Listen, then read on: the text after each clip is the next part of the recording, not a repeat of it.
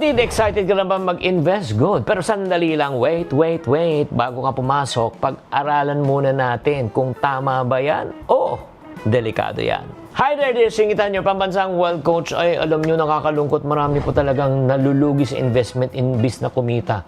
Bakit? Kasi kulang ang kaalaman. So, imbis na kumita, nako, nalulugi. Minsan, na-scam pa. Kaya ito'y nakakalungkot pagdating sa investment, no? Pag kumikita, maingay. Pag nalugi, tahimik.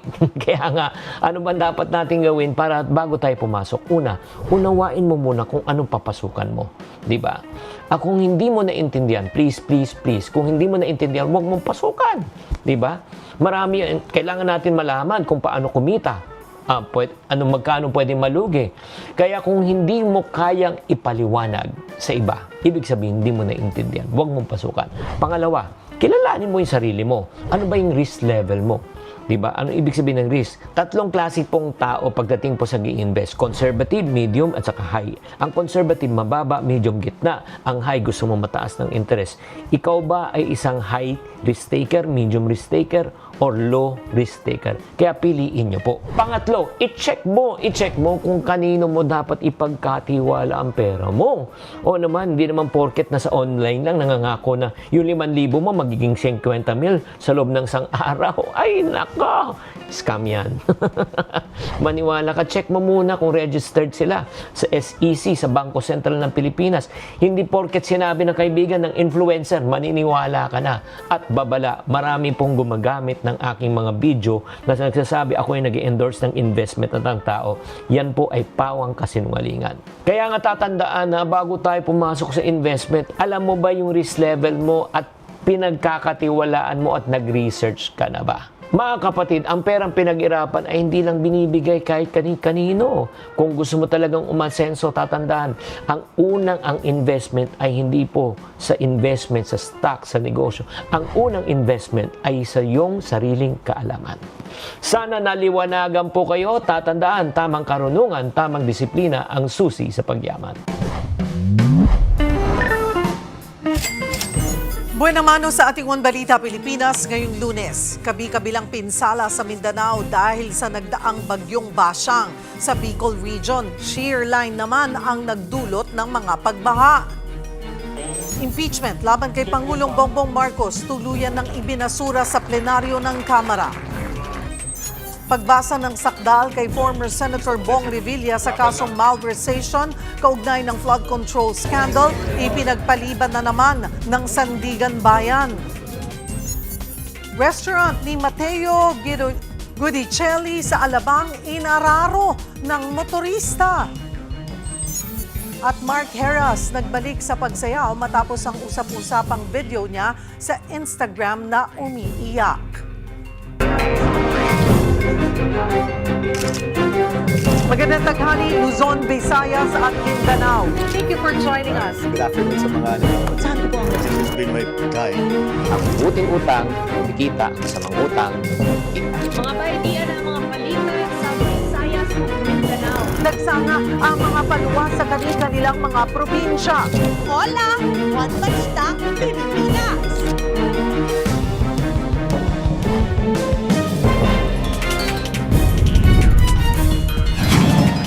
Magandang taghali, Luzon, Visayas at Mindanao. Inararo ng isang sasakyan ang restaurant ng aktor na si Mateo Guidicelli habang ang social media personality na si Diwata nakapagpiyansa na matapos maaresto dahil naman sa umano'y paglabag ng kanyang parisan.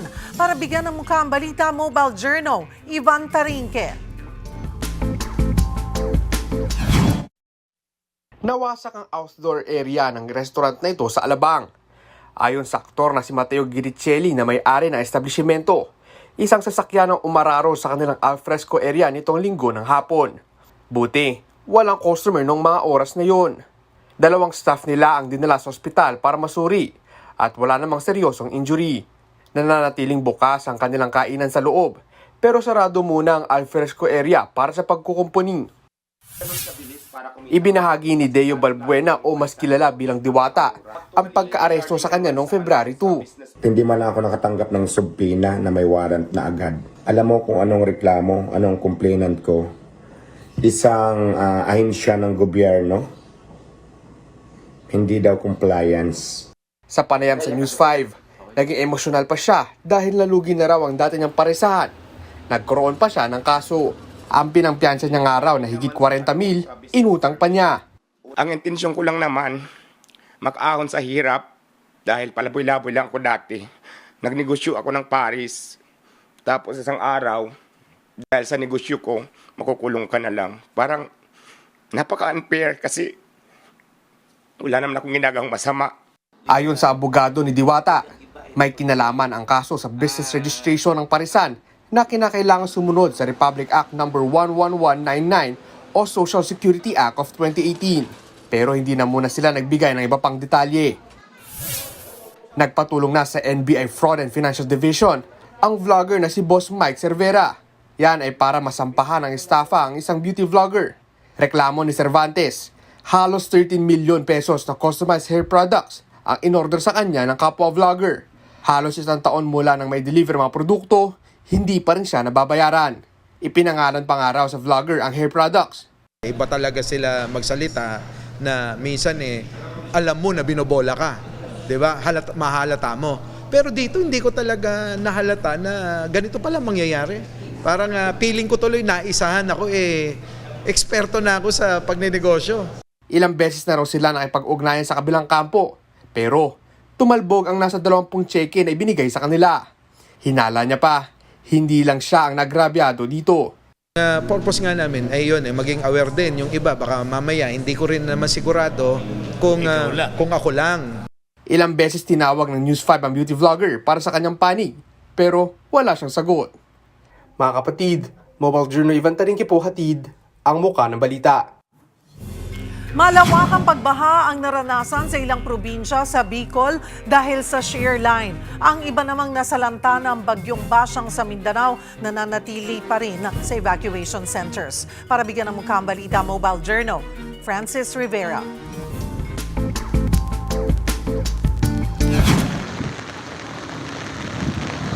Linggo ng umaga nalubog sa baha ang eskwelahang ito sa Tuaca, Basud, Camarines Norte. Ayon sa uploader ng video na isang teacher doon, magdamag umulan sa lugar kaya bumaha. Apektado rin ang kalsadang nag-uugnay sa Barangay Tuaca at Barangay San Pascual. Tumaas kasi ang level ng tubig sa spillway. Sa Labo, Camarines Norte, mga bahay ang nalubog sa baha kahapon ng umaga. Mga bangka na ang umiikot para sa transportasyon. Hindi rin nakaligtas sa pagbaha ang Catanduanes. Ayon sa Pag-asa, shear line ang nagdudulot ng pag-ulan sa Bicol Region. Umapaw tuloy ang Bato River. Kaya maraming bahay ang nalubog sa baha sa Barangay Sipi sa bayan ng Bato. Sa Cagayan de Oro City, nakaburol na ang mag-asawang Paul at Rufa Lariosa, pati ang 2 pamangking edad 13 at 11 buwang sanggol na nasawi sa landslide noong Huwebes. Natutulog sila sa isang kwarto na matabunan ng lupa ang kanilang bahay dahil sa malakas na ulang dala ng bagyong Basyang. Kaya labis ang pagluluksa ng ama ng batang nasawi na magbe-birthday pa sana sa susunod na buwan. Pero mo lang kong gibiyaan. Dapat unta magdugan na muban na lang unta ko. Balangga tayong mga bata. Sasagutin na ng LGU ang gastusin sa burol at libing ng mga nasawi. Nagdeklara na ng state of calamity ang Iligan City sa Lanao del Norte dahil sa matinding pinsalang hatid ni Bagyong Basyang. Libo-libong residente ang nananatili pa sa evacuation centers. Isa na si Grace na bagong panganak pero nasira ng bagyo ang bahay. Lisod ma'am, lisod ang kahimtang yun ma'am. Ang tubig, kurente pa. Kita naman sa ibang lugar ang iniwang pinsala ng bagyo. Ayon sa Office of Civil Defense, higit 25,000 pamilya ang naapektuhan sa Northern Mindanao. Ibe-verify pa ang napaulat na 5 nasawi sa Iligan City. Mga kapatid, Mobile Journal Francis Rivera po, hatid ang muka ng balita. Susunod, House Justice Committee aprobado na ang pag-dismiss sa impeachment complaint laban kay Pangulong Bongbong Marcos. Pagbasa ng sakdal para sa malversation charges ni former Senator Bong Revilla naudlot ulit. Pero 5 kapwa akusado niya nakapaghain na ng not guilty plea. At Senator Amy Marcos, itinangging siya ang nasa likod ng umuugong na kudita sa liderato ng Senado. Yan at iba pa sa pagbabalik ng One Balita, Pilipinas.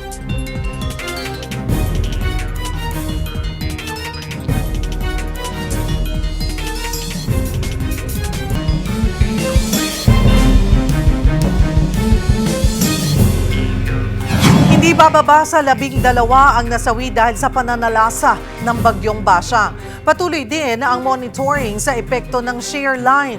Sa puntong ito, magkakasama natin si Office of Civil Defense Spokesperson Judy Castillo. Magandang tanghali po sa inyo, sir. Tanghali, Cheryl. Magandang tanghali sa ating mga tagapanood.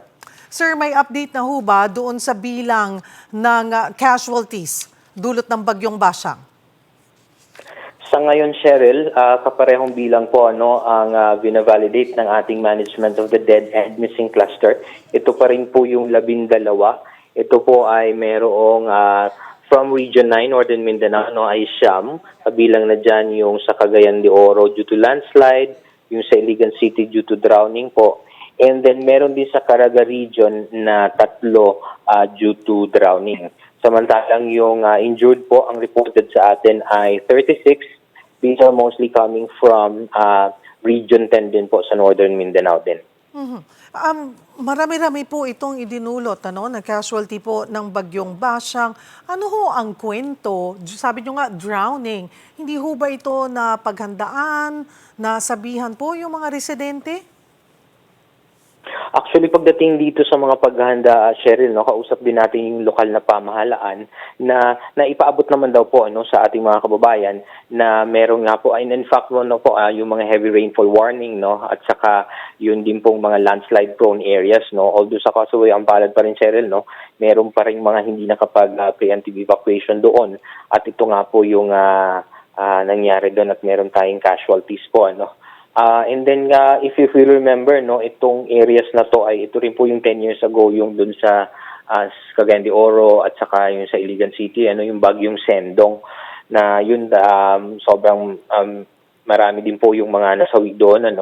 So, ito 10 years after po, ito naman yung nangyari. Although in terms of the numbers, medyo malayo-layo. But then again, siyempre, nakakalungkot pa rin po na meron 12 na hindi. Ilan po yung kabuuang bilang naman ng mga naapektuhang barangay at individual sa Visayas at sa Mindanao po? Kung sa barangay, Cheryl, ang official na datos natin ngayon is 1,201 na mga barangays ang apektado, and then yung families naman ay 163,000 families. Ito po ay binubuo ng 579,000 na mga kababayan natin yung apektado.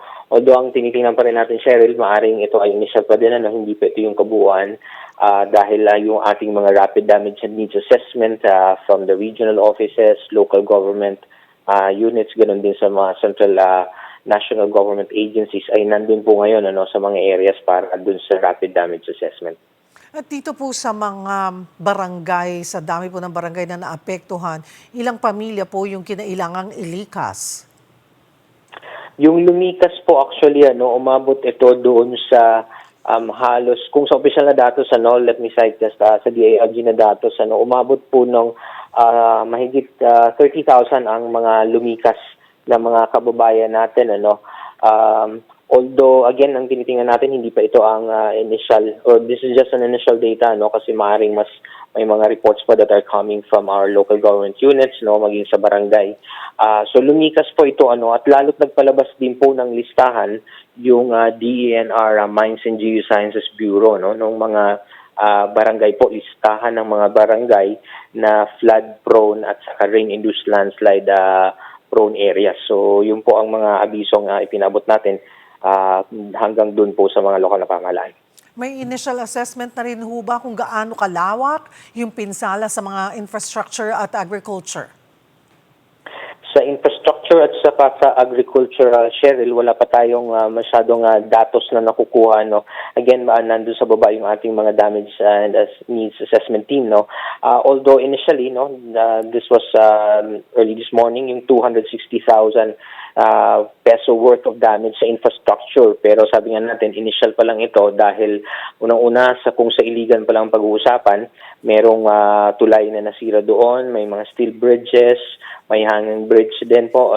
So we expect po that this data hopefully will be able to get kung hindi man po today ay sa mga susunod na araw. May mga isinasagawa pa rin hubang clearing operations doon lalo na sa mga lugar na binaha at nagkaroon po ng landslide? Meron pa rin, Cheryl, bagamat nakapag-preposition tayo, especially yung debris clearing and civil works cluster led by DPWH, nakapag-preposition naman po at nakapagsagawa na po ng maraming mga clearing operations. Kung ito pong nakikita nating imahe sa Iligan City, yung tulay na yon that is cleared na. Although may mga ibang areas pa po na partially nadadaanan na rin, na hindi pa totally. And then ganun din po sa Caraga, may mga areas din po that are still ongoing yung mga clearing operations. Kumustahin ko na rin po itong monitoring ninyo sa epekto naman ng shear line. Tama, Cheryl. Kahit wala na yung bagyo, yun yung ipinapaalala natin sa ating mga kababayan na may mga weather disturbance pa po na nararanasan. Ngayon, nandyan yung amihan at saka itong shear line. Sa shear line naman po, again, these are initial data and reports na nakukuha natin kung saan doon nga po sa Basud, Camarines Norte, merong mga nag-evacuate doon ng mga pamilya. Some of them were preemptively evacuated. Yung iba naman po ay nag-evacuate nung baha na po, ganun din sa Catanduanes, At saka may mga pag-ulan din po na nangyayari in other parts of the Bicol region also, kaya yun po talaga ang paalala natin sa mga kababayan na makinig po sa lokal na otoridad dahil may mga pag-ulan po na dulot itong shear line na maaari pong magpabaha sa inyong lugar o kaya magpaguho po ng lupa. Meron po ulit listahan ang DNR Mines and Geosciences Bureau dun sa mga barangay po na maaaring maapektuhan nitong shear line. Sir Junie, paano yung koordinasyon ng OCD sa PNP at iba pang ahensya ng pamahalaan sa search, rescue at relief operations kasunod nga po ng epekto ng bagyo at shear line? Opo, dito sa ating search, rescue and retrieval cluster naman led by the Armed Forces of the Philippines, kabilang na nga po doon yung PNP, yung Bureau of Fire Protection, yung Philippine Coast Guard, at saka mga lokal na pamahalaan din. Tuloy-tuloy po ang koordinasyon natin dito with all the LGUs, kung ano ang mga pangangailangan po sa pagtugon, kung may mga magpaparescue, at saka kung ano pong pangangailangan. Naka-standby po yung ating mga manpower of this cluster. Saka ganun din po yung mga equipment, kung ano man po ang kakailanganin doon sa mga iba't ibang lugar. Marami pong salamat, OCD Spokesperson Junie Castillo. Magandang tanghali. Iniutos ng provincial government ng Catanduanes ang mandatory evacuation sa high-risk areas kahapon kasunod nga ng pagbaha at landslide na dulot ng ulang dala ng shear line. May isa na ring nakumpirmang nasawi matapos matangay ng baha habang tinatawid ang lubog na kalsada sa barangay Bigaa sa Virac. Kaugnay niyan, makakausap natin si Sir Robert Monterola, ang tagapagsalita ng Catanduanes Provincial Disaster Risk Reduction and Management Office. Magandang tanghali po sa inyo. Likewise po, magandang tanghali din po. Sir, kamusta ho ang sitwasyon dyan? Patuloy pa rin ba ang pag-ulan? Sa ngayon po, medyo wala na pong malakas na pag-ulan. Manakanakang light rains lang po ang nararamdaman namin dito. Although yung naka-overcast pa rin kami. Pero may mga areas po ba na baha pa? Sa ngayon po, lahat ng munisipyo nakapag-report na puro subsided na po yung mga pagbaha. Flash flood kasi yung nangyari kahapon. Ito pong flash flood na ito ay ibig sabihin po ba ay hindi nakapaghanda ang inyo pong probinsya? Yun po ang nangyari kasi flash flood po yung dumating sa amin kahapon. Yung concentration ng ulan nasa kabundukan, yun, nung bumaba yung tubig, hindi natin na ma-detect. So, yun ang nangyari kahapon. So, nagkaroon ng, hindi naman po siya malakas na flash flood, parang sheet flooding lang po siya. Yun, may mga naapektuhan din po. Ilang pong mga bayan at barangay pa ang naapektuhan ng pagbaha at landslide? Sa ngayon po, ayon dito sa report, isang bayan lang po ang walang report, wala pang naipadala sa amin si TREP, yung situational report. Yung bayan po ng Pandan, hindi pa po nakapagpadala. Pero halos lahat po ng munisipyo dito sa Catanduanes, puro po apektado. Lahat po sila apektado nung kahapon. Ilang pamilya o individuals po yung kinailangang ilikas? Sa ngayon po, wala naman pong na-report. Pero yung affected po nating mga pamilya, nasa 10,229. Bali, in person po, nasa 37,448 po yung naapektuhan nito. Affected po sila pero nasa evacuation centers? So far, wala naman pong report na nasa loob sila ng evacuation center sa hanggang ngayon. Pero yun ang nililinaw natin ngayon ngayong Lunes para makita natin yung mga report ng mga MDRRMO sa province-wide. Hindi po malinaw kung ilan po yung nasa evacuation center o yung na-evacuate nila. So far po, yun lang po ang naibigay na yung parang pinaka-picture lang pong binigay sa amin dito sa probinsya. So ito yung bilang ng pamilya saka yung individual na naapektuhan. Pero wala pong nasa loob ng evacuation. Bukod po sa unang napaulat na nasawi matapos nga matangay ng baha sa Virac, may iba pa ho ba kayong naitalang casualties? Actually, may dalawa po yan dito province-wide. Yung isa napaulat sa San Miguel, mayroon din pong hinahanap din doon sa San Miguel. Kasama po yun. Isang grupo po yun, 3 tao. Nagkukumpuni po yung kanilang bangka doon sa Barangay Ubo, San Miguel, nung mahagip sila nung ulo ng baha. Ito pong, sir, na nangyari ay wala hong bagyo, no? Shear line pa lamang ho itong nakaapekto sa inyong probinsya. At sabi nyo nga ho ay flash flood ito. Is this the first time na nangyari? May nakaraan pong nangyari na yan, pero halos wala pong casualty. Ngayon lang po nangyari na may naging casualty itong pangapagbahang ito. So yung pong flash flood, pag ganitong tuloy-tuloy yung pag-ulan, ibig ko ba sabihin ay sanay na kayo? Nangyayari talaga? Nangyayari pong baha. Pero ngayon nagbabago na. Yung mga identified na mga flood-prone areas, ngayon po pumapasok na sa mga kabayanan. So yung kabayanan halos ang nagkakaroon na ng mga flooding. So nagbabago yung yung situation niya. 2 taon na po kami nakakaranas ng yung mismong sa loob ng mga sentrong bayan, yun po ang binabaha ngayon. Ano ho ang mensahe ninyo sa mga residente kasunod nga nitong nangyaring pagbaha at landslide?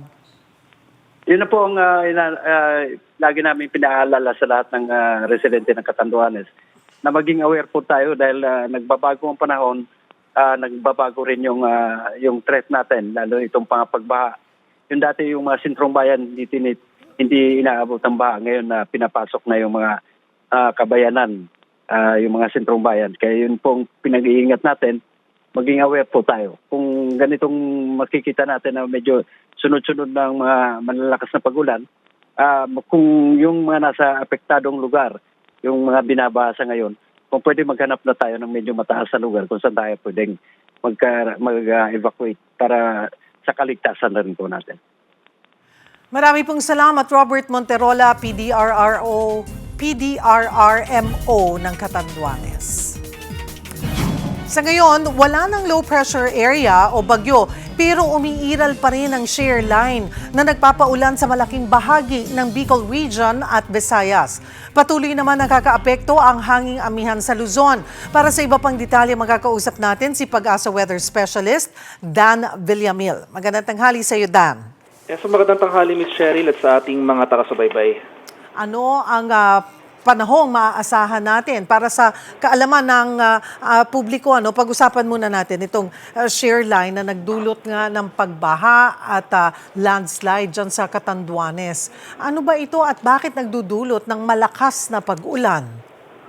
Opo, sa kasalukuyan, dahil sa shoreline at pinagsama epekto ng shoreline at ang amihan, malaking bahagi ng ating bansa makakaranas sa mga pagulan. No? So, portions of Visayas as well as itong eastern section ng Luzon, asahan natin yung mga pag-ulan na dulot ng mga weather system na ito. So, particularly over eastern and western Visayas at mga rehiyon ng Cagayan Valley, Bicol Region at mga lalawigan ng Nueva Ecija, Bulacan, Aurora, Rizal, Laguna, Quezon, Oriental Mindoro, Marinduque at Romblon.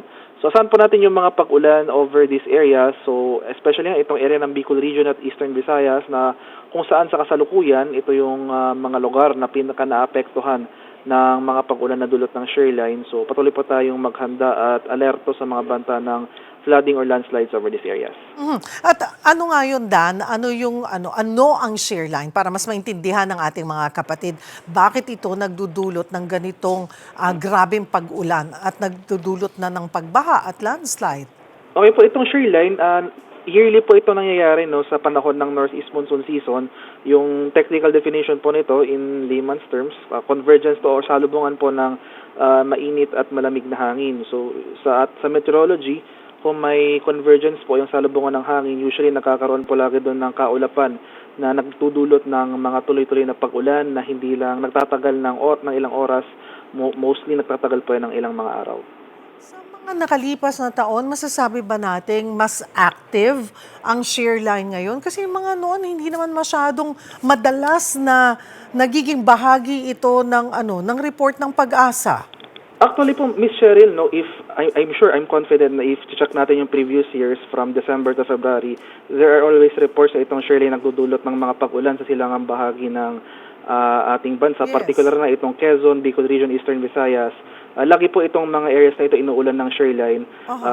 Yearly po ito nangyayari no, at nagko-coincide lagi ito sa ating Northeast Monsoon Season. So in terms of intensity naman, more or less ito po yung expected na ating rainfall distribution and expect for this year. Oh, okay. No, I mean, what I meant was like several years back. Kasi parang past couple of years doon, mas madalas namin naririnig na nakakaapekto ang shoreline, magdudulot ito ng mas maraming pag-ulan. May nakita ba kayo? Ano ang obserbasyon ng Pag-asa pagdating sa panahon? Yes po, more or less, if we compare yung position, intensity ng shoreline as compared sa mga nakarang taon, more or less the same pa rin naman po, no? As compared sa mga nakarang taon, may mga significant rainfall po lagi tayong naitatala over Bicol Region, Eastern Visayas at this time of the year. Gaano po katagal mananatili ang shoreline?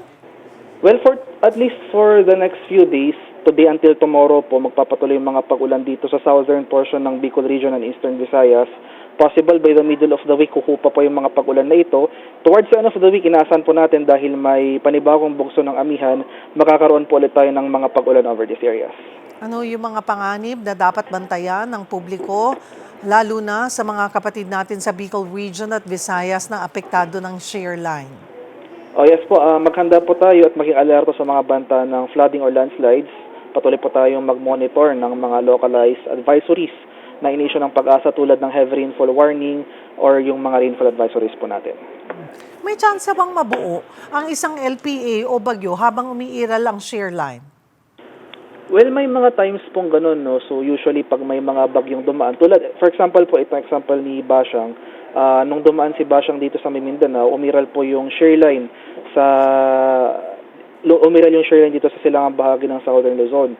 So yung nangyari naman po doon, yung shoreline naman ay cause naman siya ng convergence ng Northeast Monsoon at nung circulation ng dumaang bagyong Bashang. Pero yung tanong niyo po, if may mabubuong low pressure area or bagyo sa dulo ng shoreline, may mga times po nangyayari yun, pero hindi naman po siya, kumbaga it's a rare instance na nangyayari po yung mga ganun. Pero sa mga oras na ito, wala tayong nakikitang namataan na posibleng mabuong sama ng panahon. Yes, so for the next few days, inasahan natin, maliit pa rin yung chance na magkaroon tayo ng bagyo.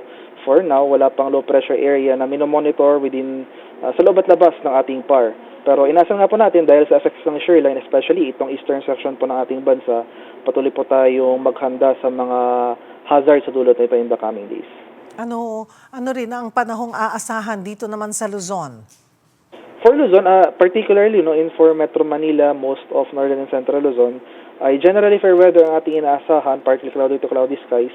Kung may mga pagulan man tayong mararanasan, ito po yung mga light rains o yung mga pag-ambon lamang ang dulot ng amihan.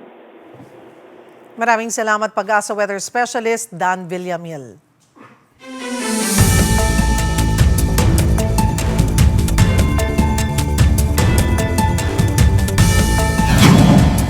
Mga baydiyara mga balita, gikan sa Visayas ug sa Mindanao. Usa ka buwan sukad atong nahitabo ang trahedya sa Binaliw landfill sa Cebu City, nag-launch og signature campaign ang mga residente didto aron i-demand ang total closure aning landfill. Gusto sab sa mga residente nga ipahunong ang planong pagpatukod og waste to energy facility sa ilang dapit. Kay ang mas angay daw nga buhaton, usa ka full investigation sa nahitabong landslide. Ang ingon sa mga taga-barangay Binaliw, dili sila sacrifice zone sa problema sa basura sa Cebu City. Gipaabot pa ang tubag sa city government bahin ani.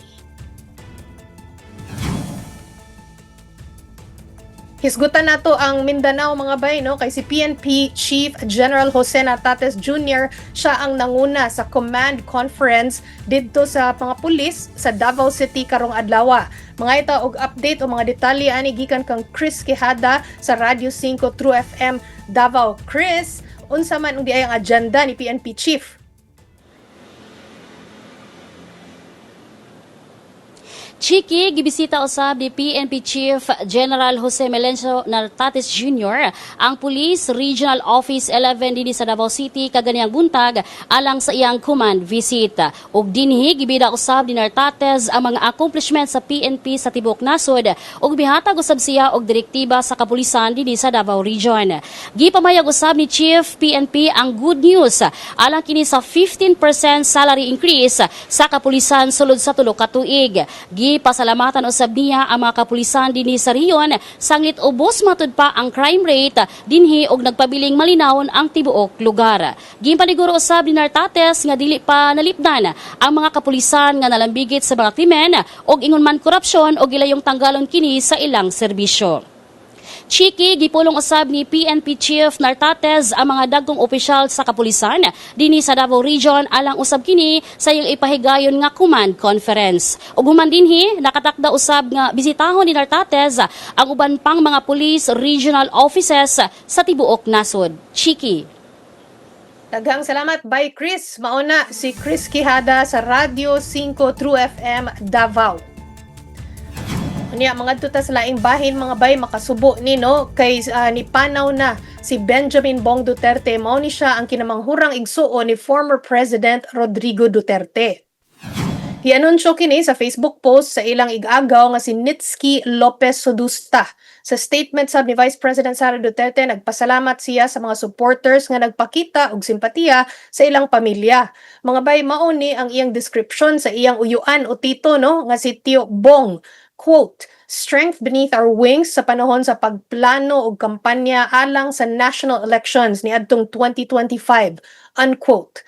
Unya, ang ingon sab ni Vice Presidente nga before pa namatay ang iyang tiyo Bong, miingon na to nga ganahan siya nga pribado o limitado ra sa pamilya o mga amigo ug amiga ang iyang haya og lubong. Mga bay, magkuyog na sa taugma para sa mga balita sa Visayas ug sa Mindanao. Ako si Chiki Verhel.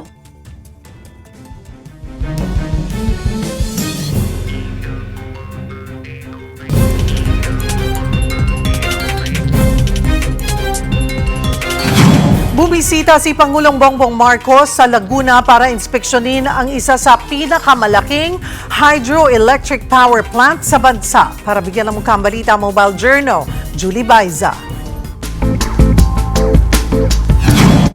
Tulong para maging stable ang supply ng kuryente. Sabi mismo ni Pangulong Bongbong Marcos, yan ang pakay ng Kaliraya Botocan Kalayaan o CBK Hydroelectric Power Plants dito sa Barangay San Juan sa Kalayaan, Laguna. Isa ito sa pinakamalaking renewable energy source sa Luzon. For households, this means fewer power interruptions. For hospitals and schools, it means fewer service disruption. As for our workers and entrepreneurs, it means time saved, productivity gained, and opportunities found and sustained. Indeed, stable power keeps daily life on schedule. This gives essential services and industries reliability and it gives families peace of mind. Kanina umaga, mismo si PBBM ang nanguna sa transisyon ng stewardship ng naturang mga planta. Ngayon, konsorsyum na ng Aboitiz Renewables Incorporated, Sumitomo Corporation at J-Power ang mamamahala rito. Makatutulong din daw ang CBK sa pagsasama ng renewable energy bilang pangunahing mapagkukunan ng kuryente ng bansa. During off-peak hours, excess power is used to pump water to an upper reservoir. When the demand is high, the water is released to generate electricity, allowing cleaner energy to work reliable at scale. Binigyan din ni PBBM ang halaga ng privatization ng mga proyekto gaya nito para mapanatiling reliable, affordable at magtutuloy-tuloy ang supply. Magagamit daw ang pondo na para sa infrastruktura para sa agarang pangailangan ng publiko. The government can invest where it matters most, in our people. Particularly, these resources can be directed towards the immediate needs of the public, such as for classrooms, for roads, and for hospitals. Sa panig ng pamahalaan, nangako naman si Marcos na pagagandahin ang mga patakaran at proseso upang matiyak ang energy reliability at sustainability ng bansa. Mga kapatid, Mobile Journal Julie Baiza po, hatid ang mukha ng balita. Muling naudlot ang arraignment ni former Senator Bong Revilla sa Sandigan Bayan. Para sa update, live na magbabalita mula sa Sandigan Bayan, si Mobile Journal Fatima Baduria. Fatima? Cheryl, tama ka, ngayon sana dapat maghahain ng kanyang plea si dating Senador Revilla kung siya ba ay guilty o not guilty sa kasong malversation of public funds dahil sa issue ng flood control project. Pero gaya ng naunang arraignment noon, ipinagpaliban ulit ito ng korte. Nakabinbin pa kasi ang apela ni Revilla na ibasura ang kaso dahil hindi umano siya ang may hawak ng pondo ng flood control project sa Bulacan. Pati ang hiling niyang ilipat siya sa PNP Custodial Center sa Camp Crame, imbit na sa Quezon City Jail para sa kanyang seguridad, pending pa rin ang kanyang motion for reinvestigation dahil sa kakulangan umano ng due process, kahit dinenay na ito ng korte. Iginigiit naman ng Sandigan Bayan na sa paglilitis mapapatunayan kung accountable nga ba si Revilla sa naging papel umano niya sa flood control scandal. Iginiit din nito na hindi na pinayagan ang pagsikat ni Revilla ng kulungan dahil na-inspect ang Quezon City Jail at napatunayang ligtas ito. Hindi rin pinayagan ang motion for investigation dahil nabigyan naman daw siya ng sapat na oras para magsumite ng counter affidavit bago isampa sa korte ang reklamo.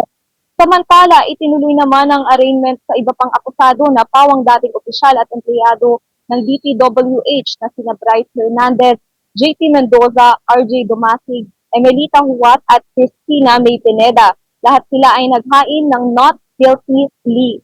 May kinalaman sa 92.8 million pesos na flood control project sa Bulacan ang reklamong kinakaharap ng mga akusado. Sa ngayon naman, Cheryl, umalis na ang supporters ni Revilla na nagrally dito sa labas ng Sandigan Bayan. Pamurlingan nga sila sa prayer rally na nagsimula kahapon sa Freedom Park Aguinaldo Shrine sa Kawit, Cavite, kung saan dumalo rin ang ilan sa mga kaanak ng dating senador. Hanggang kaninang umaga nang dalhin siya dito sa korte. Cheryl, ngayong hapon inaabangan naman kung matutuloy o magpupospone din ang arraignment ni Revilla para naman sa kasong graft sa 4th Division ng Sandigan Bayan. Cheryl? Maraming salamat, Mobile Journal Fatima Baduria. May naghain uli ng panibagong impeachment complaint ang ilang grupo laban kay Vice President Sara Duterte. Para sa update live na magbabalita mula sa Batasang Pambansa, si Mobile Journal Amy Atienza. Amy, sino ang nag-file at nag-endorse sa pangatlong impeachment complaint na yan laban kay VP Sara? Yes, Cheryl, ngayon nga dito sa House of Representatives to, naghain na ng impeachment complaints yung mga religious group, pati na rin sa pangunguna yan ni Attorney Amando Ligutan. And in-endorse yan ni mamamayang Liberal Party List Representative Laila De Lima ngayong Lunes nga. Inaabangan natin ngayon kung ano nga ba yung nilalaman, pero nasabi na rin ngayon, ongoing yung parang press conference dito, no, kasama dyan yung 6 grounds for impeachment, kabilang na nga ang bribery, plunder, culpable violation of the Constitution, maging ang betrayal of public trust para nga doon sa pagpapatalsik no kay Vice President Sara Duterte. Doon din sa recital of facts no na nakalagay doon sa impeachment complaint, Cheryl, na kapaloob doon yung paggamit nga ng confidential funds ng Vice Presidente sa Office of the Vice President maging sa Department of Education, at kabilang na nga din dyan yung threat na naibigay niya doon sa high-ranking officials natin. So bukod pa dyan, nakapaloob din dun sa complaint, Cheryl, yung outbursts daw ni VP Sara kung saan nga sinasabi na mas kilala siya doon kaysa dun sa mga programa nga na kanyang inilunsad. So far, yan pa lang yung nangyayari ngayon at aabangan pa natin if mamaya later on today ay magkakaroon muli ng impeachment complaint, pero yan ang inabangan talaga natin dito, Cheryl. Amy, dumako tayo doon sa impeachment complaint laban kay Pangulong Bongbong Marcos. Paano nagdesisyon ng plenaryo na tuluyan itong ibasura? Cheryl, idineklara na nga din ng House Justice Committee na okay na yung committee report na isusumite nila sa plenaryo. Ngayong Lunes ng umaga din yan nangyari sa boto na 39 in favor at 4 ang against para nga doon sa dismissal na nung impeachment complaints laban kay Pangulong Bongbong Marcos. Pero hindi din naman ganun kabilis yung naging diskusyon dyan, no? Dahil narinig natin kanina na medyo kumontra pa yung Makabayan Doc Party List dahil ayon din kay Acting Chair sa Party List Representative Antonio Tino ay kulang pa daw yung naging diskusyon nga doon sa recital of facts na naihain ng second impeachment complaint kung saan inendorso niya rin ito, no? Dahil dun sa unprogrammed appropriations ay hindi daw malalim na naitalakay. Yun din ang naging pahayag ni Representative Laila de Lima kung sinasabi nga na presumptive yung naging discussions dito at ulang araw doon sa mga pagpupulong pa. Pero dahil din dun sa nangyari, mayorya ang bumoto na ipasa na nga itong impeachment complaint at sa House Justice Committee ay ibasura na nga itong mga impeachment complaint laban kay PBBM. Cheryl? Maraming salamat, Mobile Journal, Amy Atienza.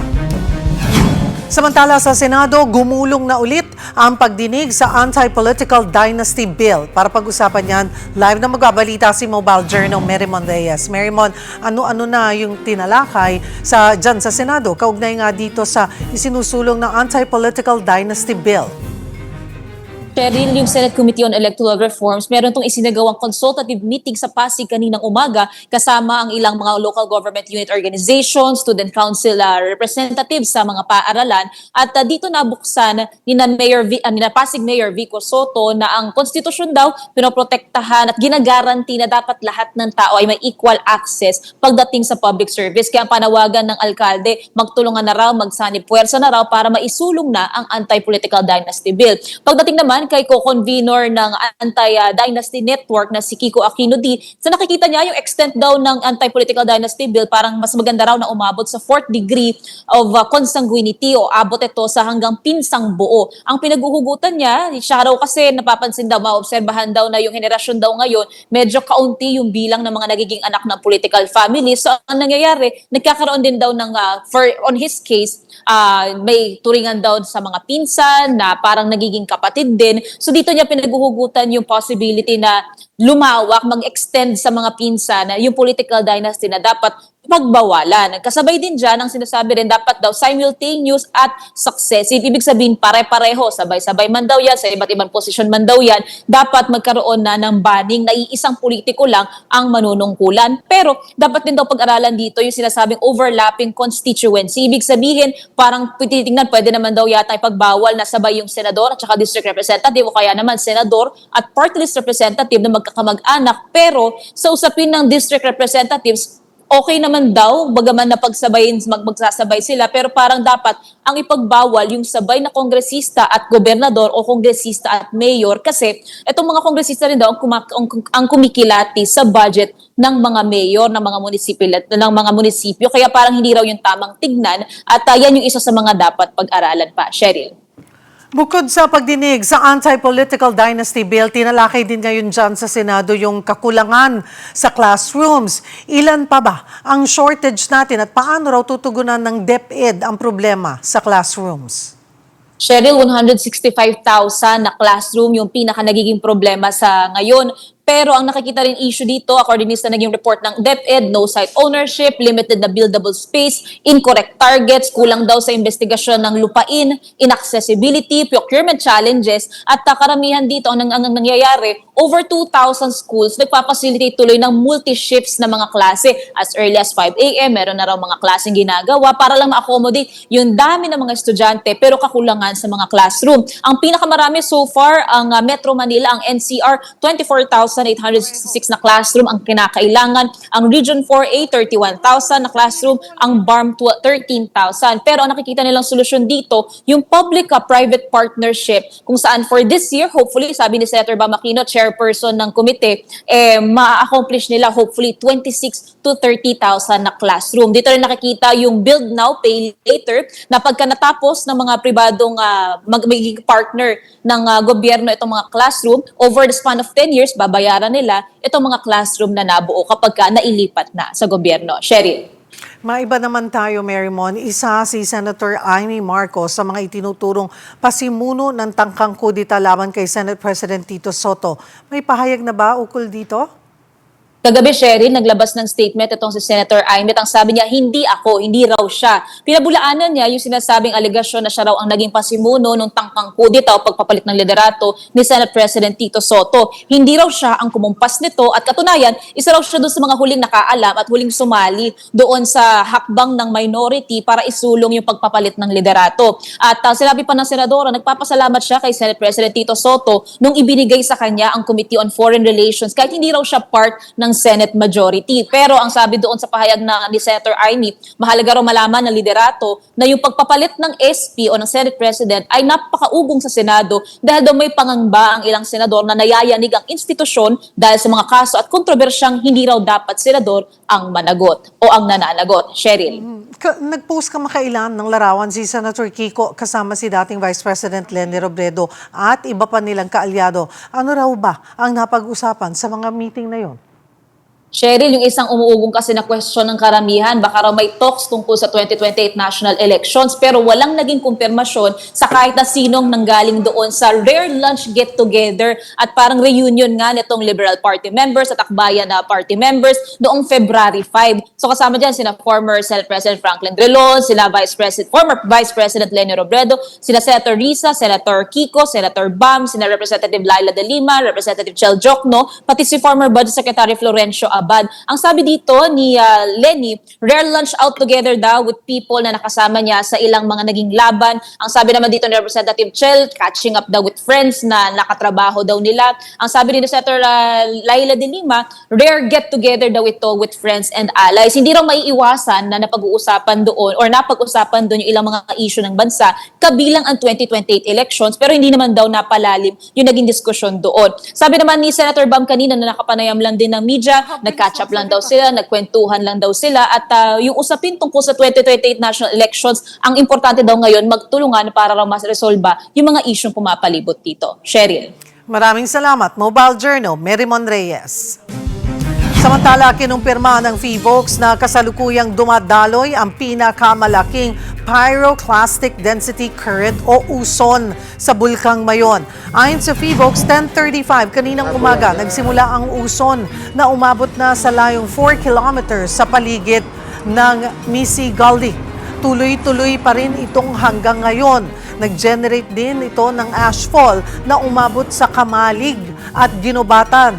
Sa kabila nito, alert level 3 pa rin daw ang nakataas sa Bulkang Mayon.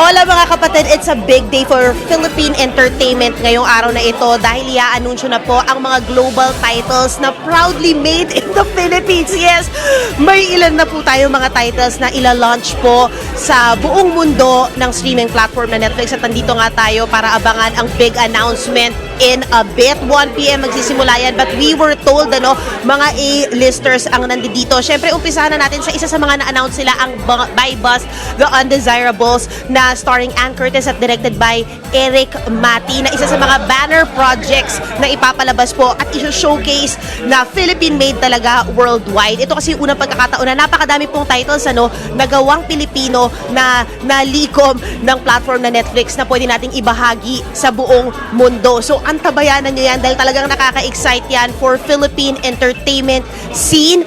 But anyway, speaking of pang world class, etong susunod nating talent, si Zion Cruz na nakausap natin na naghahanda na nga para sa The Kingdom Magkabilang Mundo. Nakita natin siya sa premiere night na handog nga ng Signal at Columbia Pictures para syempre sa publiko, para sa moving GOAT. At yan at iba pang showbiz stories, panoorin nyo sa report na ito. It's a kapatid family day kasama ang sports, news at M-Quest celebrities sa bonggang premiere para sa highly anticipated family sports movie na GOAT. Produced ito ng 4-time NBA champion Stephen Curry with the same creative team ng K-pop Demon Hunters at Spider-Man Across the Spider-Verse at showing na ito sa mga sinihan sa February 11. Handog ng Signal at Columbia Pictures Philippines ang event. Si Zion Cruz, nagpakitang gilas nga ng kanyang basketball skills. At ang GOAT o greatest of all time niya, LeBron! LeBron, wow! Bakit? Ano tungkol sa kanya?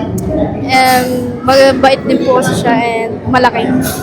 Ang tagline ng movie, "You're never too small to dream big." Bagay na isinasabuhay ni Zion dahil kasabay ng acting, nagbabasketball pa lang ating MQAA star during his spare time at hindi pa niya pinapabayaan ang kanyang pag-aaral. Ang goals naman daw niya this year, Gusto ko pong mag-international runway and international movies and teleserye. And I hope to meet Ariana Grande. Speaking of teleserye, one check off his bucket list na si Zion dahil kasama siya sa isa sa pinakamalalaking project ng taon, ang The Kingdom Magkabilang Mundo, na may big announcement soon. Puspusa na raw ang workshops ni Zion to reprise his role as Felipe. The role is me. Parang siya si Zion pero magkaiba yung personality namin. Pero ako yung mismo character niya. Abangan ang The Kingdom Magkabilang Mundo sa Kapatid Network. Balik dance floor ang actor-dancer na si Mark Heras. Nag-perform siya sa isang event sa Makati nitong weekend. Kamakailan, maraming nag-alala sa aktor nang mag-post siya ng video online habang umiiyak. Napag-alaman pa na nag-unfollowan sila sa Instagram ng kanyang misis na si Nicole Donesa. Wala pa silang statement tungkol dito.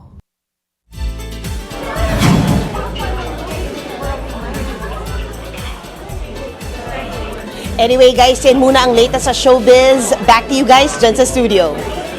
Thank you, MJ.